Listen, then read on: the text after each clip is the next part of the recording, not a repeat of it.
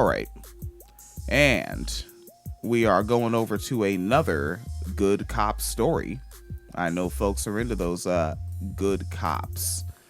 And this good cop is a cop of melanin, if you will. And that's what I call, like, when I see a black cop, I call that's a blue life. Like, you have decided to, like, you know, you hear white supremacists call, like, white liberals, white progressives, white feminists, call them race traitors. I think a black person that becomes a cop, oh, that's a race traitor. Fuck you. All right. But then on top of that, this is also a disgusting fucking piece of shit human being. Prosecutors, a cop filmed himself urinating on a 12-year-old girl at her bus stop. This here was out in Cleveland, all right? And the Cleveland police officers facing serious charges after prosecutors say he attempted to kidnap a 12-year-old girl and then urinated on her at her bus stop, all while he filmed it on his cellular telephone. You know, again, like, this type of shit, you know, it's kind of like with police brutality in general, police murder. All this rape culture shit, all this racist shit, all this pedophile shit, all these fucking horrible things that we see, they didn't increase. We just have the internet now, because again, this is local news. This news would most likely not get out of Cleveland, right? Like, shit that I was looking at in the 90s coming up, that was in Washington State. I was looking at Cairo news and Como news. You know, I was looking at the local shit. You know, and I think that was something real interesting about hip hop back then. And I remember the interview where Eric Sermon said it's the nigga news. You know, like over here in New York, I can hear Ice Cube talk about what a good day is like in Los Angeles County. And Ice Cube in Los Angeles County can hear Scarface talk about what it's like being a gangsta in Houston, Texas. All right, so it was a sort of nigga news, you know, and now we can use this internet and see how much this shit is really happening. All right, and again, if this motherfucker didn't have a cellular telephone, you think he wouldn't have did that shit anyway? Continuing. So this person, his name is Solomon, and his last name is Nhiwatiwa.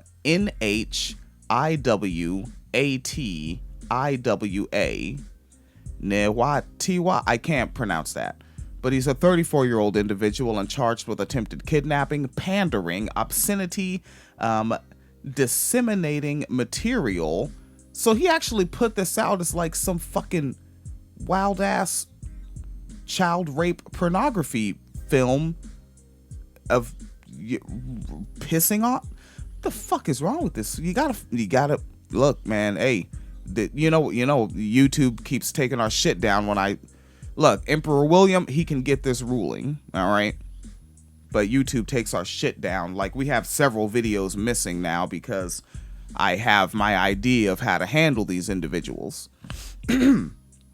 So, disseminating material harmful to juveniles, assault, endangering children, child enticement, interfering with custody and public indecency. Again, these are the charges. Let's go over them again without me talking.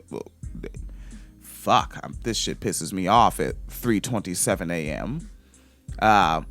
Solomon is charged with attempted kidnapping, pandering, obscenity, disseminating material harmful to juveniles, assault, endangering children, child enticement, interfering with custody, and public indecency. Now, he's expected to be arraigned in court on Monday and has been a police officer since 2014. So, I mean, a rapist is always a rapist, but a rapist with a badge, oh, that's probably a more emboldened rapist, if you will, maybe. So, Has this motherfucker been doing shit like this for 5 fucking years? Now, he has been suspended without pay pending the investigation, but the prosecutor in the case, they say that the suspension may be permanent. And this is a quote from the prosecutor, Michael O'Malley, said, he will be held accountable. It's my office's mission to ensure he never wears the badge of a police officer again, end quote. And it's also reported that the encounter between the officer and the young girl happened on a Friday morning on an Euclid Avenue in Euclid. The prosecutors say the 12-year-old girl was sitting on the sidewalk and was waiting to be picked up by the bus. And he allegedly drove up to the minor and attempted to entice her to get inside his fucking vehicle. And again, man, like, motherfuckers be pretending proximity isn't a fucking thing. You got niggas like Tariq Nasheed out there that are always like, when you see like cis hetero black women that have AIDS, and you know that there's probably black men that are bi, closeted, we don't know, and and like my biological father, they go out, contract a disease themselves, and then come and bring it back to their partner, their domestic partner. How my biological mother died of AIDS, because my biological father was closeted and brought the disease back to her. But niggas like Tariq Nasheed will be like, nope, it's because they got a white zaddy. It's like, no, nigga, proximity. It's fucking, there ain't fucking white dudes in the hood all day like that. What the fuck is wrong with you? All right, and so he drove up to the minor, attempted to entice her to get inside his vehicle, reportedly asking her if she needed a ride to school. The girl repeatedly refused his persistent offers and would not get into his vehicle. At that point, prosecutors say the officer drove away, but he wasn't done yet. According to the report, Solomon, 34-year-old rape individual, drove back to the bus stop and exited his vehicle. That's when authorities say the 34-year-old began urinating on the young girl, allegedly filming it, even though he's literally charged with fucking uploading it, on his cellular telephone while he performed the act. He then left the scene again, but police were alerted to his presence when a neighbor reached out to the Euclid police and described a suspicious man acting strange and looking into vehicles. Remember, this is a cop, folks.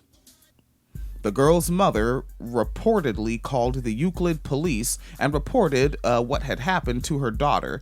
The police were able to make the connection and sought out Solomon. Prosecutors say the officer turned himself in on that Tuesday and was arrested. Another officer in Connecticut is being investigated after authorities say he began a relationship with someone he arrested who happens to be underaged. The officer is Joven Gonzalez, a 26-year-old individual, arrested a teenage girl for larceny. I don't know what that is. Let's get old ignorant William educated on the quick fast right here. What the? That's one of those words I've been hearing my whole life and never really cared to look it up. What in the blue fuck is larceny? Oh, Jesus.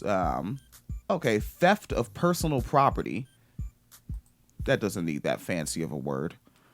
All right, so arrested a teenage girl for taking some shit in April of this year. According to the Hartford Courant's Zach Murdoch, however, the interactions between the married officer and the girl, you don't have to add that he's married to show me that he's immoral. He's a fucking predatory rapist. Fuck this motherfucker. The officer and the girl, their interactions did not end there. A Bloomfield police report indicates that an intimate and sexual relationship developed between the officer and the girl. You mean a predator attacked a victim? Hey, I know there's folks out there that are like, oh, but go fuck yourself. Gonzalez alleges that he did not know the girl's minor status, like a similar story we recently covered this morning, and claims that she lied to him about her age. Motherfuckers know kids are kids. Teenagers are just tall, weird-looking larva-faced kids, and motherfuckers know they're kids. Cut the shit. So he says he just didn't know. And during the original arrest, all right, it's unclear what information he was provided with. So he arrested someone but didn't know how old they were. Yeah, that's how that works. The officer claims he later attempted to help the girl find a job, and that's when he discovered she was a minor. The fuck out of here. Gonzalez states that he ended the relationship upon learning her age, and things took a turn. He claims that the girl threatened to go to his home and even to murder his wife. Oh, the cops are in danger. Teenage girls are coming to get you. The police have spoken with witnesses and reviewed camera footage of a church parking lot. Yep. Let's do it for Jesus. All right. The police have spoken with witnesses and reviewed camera footage of a church parking lot where the officer and the girl had an altercation in late July. Surveillance footage showed that the officer drove his cruiser to the parking lot while on duty, and there he met the minor who was driving the officer's personal vehicle. The teen had been given a key to the officer's car. Every half a sentence, it just keeps getting fucking better, doesn't it? You can get this ruling. Emperor William, elect him. We'll take care of all these motherfuckers. All right, so had a key to the officer's car, which she was allowed to take from the Hartford Police Department parking lot and drive to the church at approximately 2 a.m. Hey, you want the Lord to see you. According to the Bloomfield police report, a witness claims to have seen Gonzalez holding the girl's hands in the parking lot as she pleaded, "Let go of me and get off of me." The teen further reported to police that Gonzalez punched her 2 times and attempted to prevent her from accessing her cell phone. But he's really scared that she's going to come to his house and kill his wife. Oh, won't someone think of the cops? Oh, he punched her 2 times, attempted to prevent her from accessing her cell phone. She said she sustained no serious injuries. However, Officer Gonzalez has claimed that the girl was the aggressor and had taken his phone, spraying him with mace when he tried to take it back. Teenage girls are hurting cops. Surveillance footage did not capture the altercation, only that the vehicles were present at the time. However, investigators also reviewed a series of text messages that the girl sent to a friend on the night of the incident. The content of the nature of the messages have not been released. Bloomfield police have closed the investigation into the altercation without making any arrest, Murdoch reports. Oh, that's that thin blue line you see there, isn't it? All right. So I consider it 2020 now. Just got to get on the other side of those fucking holidays for me. And those are in the can. It's 2020. We have more good cops, more sex workers' rights, more trans lives matter. And folks may have seen us posting about the Lizzo and the popular culture shit. There will be more popular culture commentary. And what we have coming up next, I got to go to work soon. Little 9.5-hour shift, get it in the can. And I'll be coming back and we'll be gearing up to talk about some shit that Boyce Watkins said.